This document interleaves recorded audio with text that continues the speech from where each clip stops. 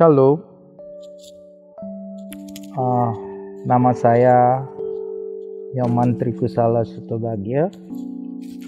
Saya mempunyai seorang putra dan seorang putri, dan saya juga mempunyai seorang istri. Pada kesempatan ini saya akan sedikit menceritakan tentang kesaksian saya, di mana saya terpapar COVID-19 di awal-awal terjadinya pandemi ini.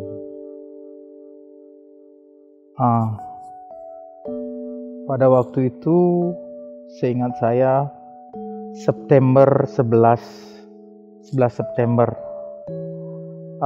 saya mengalami kelemahan tubuh. Badan saya panas, dan tidak bisa mencium sesuatu dan tidak bisa merasakan makanan yang saya makan pada saat itu.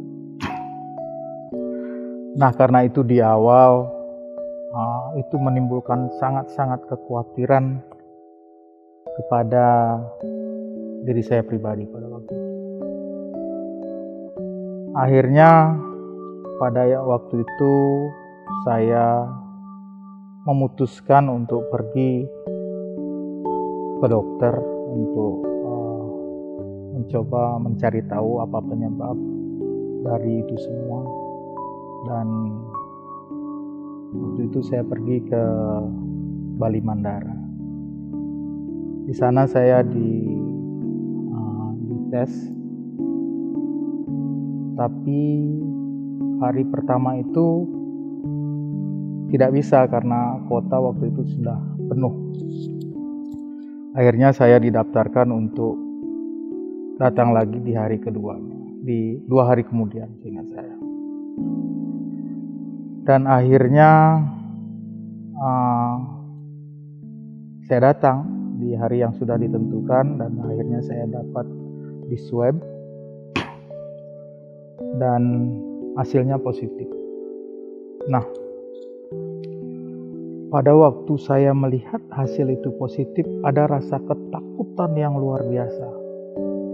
Karena yang saya dengar selama ini adalah dari media-media begitu mengerikan COVID itu sendiri. Nah, pada saat itu saya berpikir bersama istri yang mengantar saya, di mana waktu itu mungkin sempat terbesit di pikiran saya, mungkin itu hari terakhir saya akan melihat istri saya, melihat anak-anak saya, karena memang itu yang saya rasakan, dan saya sangat takut waktu itu. Nah, pada waktu itu akhirnya saya harus karantina dan masuk di rumah sakit Bali Mandara waktu itu.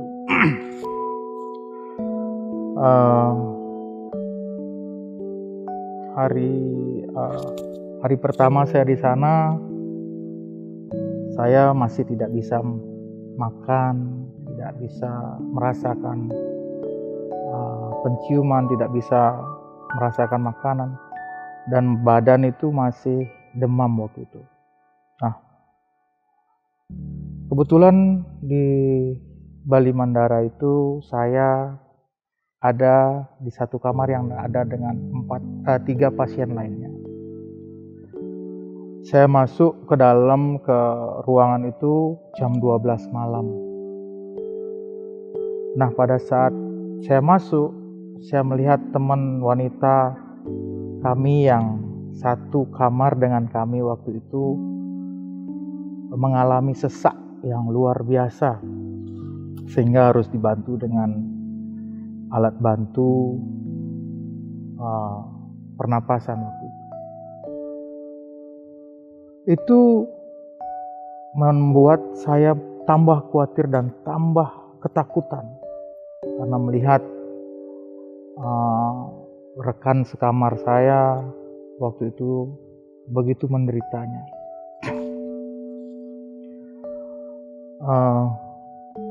Tapi selang berapa hari kemudian dia berangsur-angsur pulih, dan saya waktu itu beberapa hari kemudian kondisi saya semakin melemah. Nah, suatu hari karena saya merasa kondisi saya yang lemah, saya begitu takut, akhirnya saya menghubungi anak-anak saya, menghubungi istri saya melalui video call. Saya sudah mengalami sesak napas saya sudah mulai putus-putus. Seingat saya itu saya sudah demam dan kurang enak badan itu sekitar hari ke-8 waktu itu. Dan pernapasan saya sudah sangat-sangat terganggu. Akhirnya pada video call itu saya cuma saya bilang ke anak-anak saya bahwa saya betul-betul menyayangi putra saya betul-betul menyayangi putri saya, dan juga saya menyayangi istri saya, karena saya sudah sangat tidak bernapas itu sangat sulit waktu itu. Akhirnya saya juga memutuskan untuk memanggil perawat agar saya diberi oksigen untuk membantu pernapasan saya. Kemudian saya juga dicek berapa kadar oksigen yang ada di dalam tubuh saya. Seingat saya waktu itu sudah sampai 95 kalau nggak salah, dan sudah sangat sulit bagi saya bernapas. Akhirnya saya dibantu dengan oksigen. Kemudian saya begitu takut. Tapi teman-teman waktu itu dalam ruangan saya memberi saya semangat, memberi support yang luar biasa kepada saya. Dan puji Tuhan, malam harinya saya takut. Akhirnya saya berdoa. Dan keluarga juga yang di rumah juga mendoakan saya agar saya bisa melewati hari itu dengan pertolongan Tuhan. Nah, singkat cerita, saya tidak tidur malam itu karena rasa takut yang begitu besar. Akhirnya karena sehari berlalu, saya dengan alat bantu oksigen pernapasan di hidung saya waktu itu, karena saya merasa begitu kecapean, akhirnya pagi-pagi setelah sarapan saya lemes dan akhirnya saya tertidur dengan sendirinya. Sorenya sekitar berapa jam kemudian saya terbangun. Setelah saya terbangun, napas saya sudah mulai membaik. Dan saya sudah mulai merasa lebih baik daripada hari-hari sebelumnya.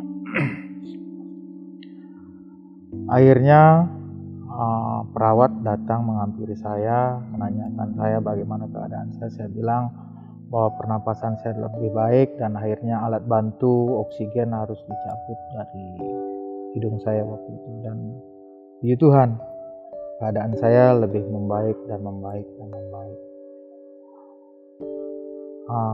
Itu singkat proses yang terjadi yang saya rasakan waktu saya berada di rumah sakit rujukan waktu itu.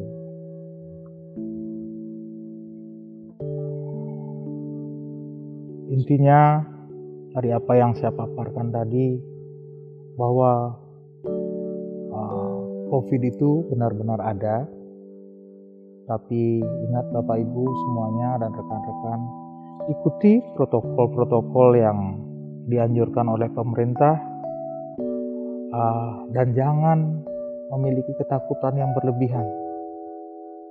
Percayalah, Tuhan akan selalu juga menolong Bapak Ibu semuanya dalam segala hal dalam kehidupan Bapak Ibu. Terima kasih, itu yang bisa saya sampaikan. Semoga kesaksian saya ini boleh menjadi berkat, boleh membantu Bapak Ibu semuanya. Nama Tuhan dipermuliakan. Terima kasih.